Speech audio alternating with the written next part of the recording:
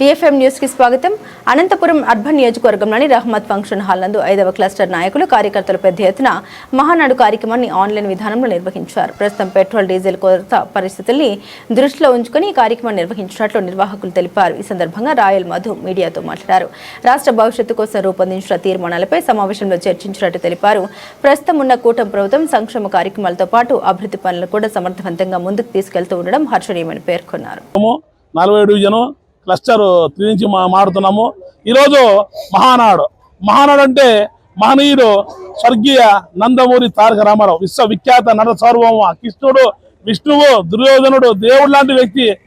ఆయన మహనీయుడు జయంతి సందర్భంగా ఈరోజు మహానాడు చెప్తాను. మామూలుగా రాష్ట్ర వ్యాప్తంగా ప్రతి సంవత్సరం జరిగే మహానాడు జన సమీకరణతో పలు అంశాలపైన తీర్మానం చేసుకొని ఒక్కో ప్రాంతంలో మహానాడు చేసేవాళ్ళు.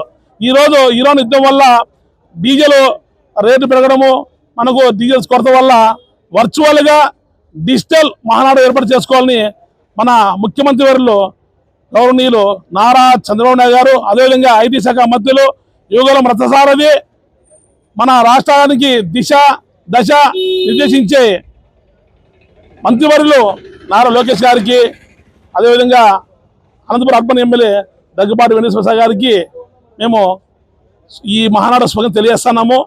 ఈ మహానాడులో ఆంధ్రప్రదేశ్కి సంబంధించిన పలు అంశాలపైన తీర్మానం చేసుకొని రాష్ట్ర భవిష్యత్తు దృష్టిలో ఉంచుకొని పేదలైతేనేమి, మహిళలైతేనేమి, కర్షకులు, కార్మికులు, రైతులు, ఉద్యోగులు, పెన్షన్స్ అందరికీ ఒకవైపు సేవ, ఒకవైపు అభివృద్ధి పైన దూసుకెళ్తా ఉంది.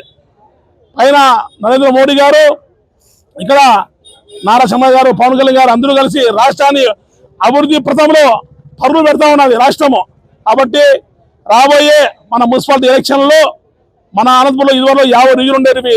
ఇప్పుడు దాన్ని పునర్విభజనలో 62 డివిజన్లకు కేటాయించారు. అందులో 33% 18 దాకా మహిళలకు సీట్లు కేటాయించారు.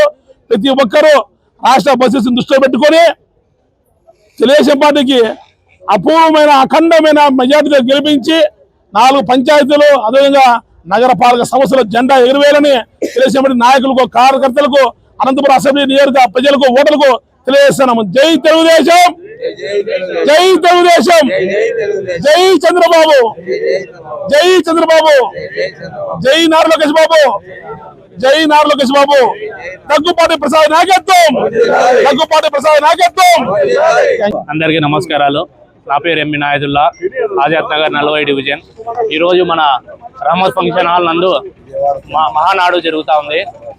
ముందు మన మహానాడు అయితే కడపలో కానీ అన్ని విధాలు చేసుకున్నాం. కేవలం మన నరేంద్ర మోడీ గారు ఒక పిలుపు మేరకు దీనికి మన గౌరవ ముఖ్యమంత్రి శ్రీ నారా చంద్రబాబు నాయుడు గారు ఒక డిజిటల్ విధానాన్ని ప్రవేశపెట్టారు. దీనికి సంబంధించి మన అనంతపూర్లో, మన ఆజాద్ నగర్లో రహమత్ ఫంక్షన్లో జరుగుతూ ఉంది. ప్రతి యూనిట్, ప్రతి క్లస్టర్లో, ప్రతి డివిజన్లలో కూడా ఇదే విధంగా జరుగుతూ ఉంది.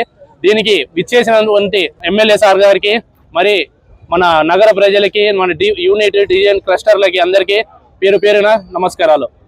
ఈరోజు 44వ మహానాడు కార్యక్రమం ఈరోజు అనంతపూర్ నందు ఈ 5 క్లస్టర్లో జరగడం మాకు చాలా సంతోషం.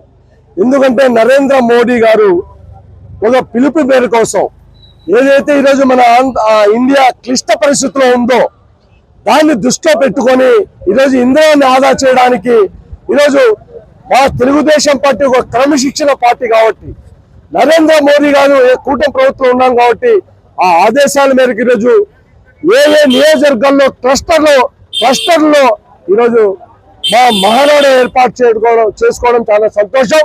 మేము ఎక్కడో వేరే జిల్లాలకు వెళ్ళి మహానాడు చేసేవాళ్ళం. ఎందుకంటే ఈ తెలుగుదేశం ప్రభుత్వం, ఈ కూటమి ప్రభుత్వం తర్వాత ఎస్సీ, ఎస్టీ, బీసీ మైనార్టీలకు అనేక విధాలుగా అనేక సంక్షేమ కార్యక్రమాలు, అభివృద్ధి కార్యక్రమాలు చేసిన ప్రభుత్వం తెలుగుదేశం ప్రభుత్వం. ఇందాకే చూశారు, ఈ మహానాడుకి, ఈ క్లస్టర్ మహానాడుకి పెద్ద ఎత్తున ప్రజలు, నాయకులు, కార్యకర్తలు తరలి వచ్చారంటే ఈ తెలుగుదేశం ప్రభుత్వంపై, ఈ తెలుగుదేశం పార్టీపై ఎంత ప్రేమ, అభిమానం చూపిస్తున్నారని చెప్పేసి మీకు తెలియజేస్తున్నా.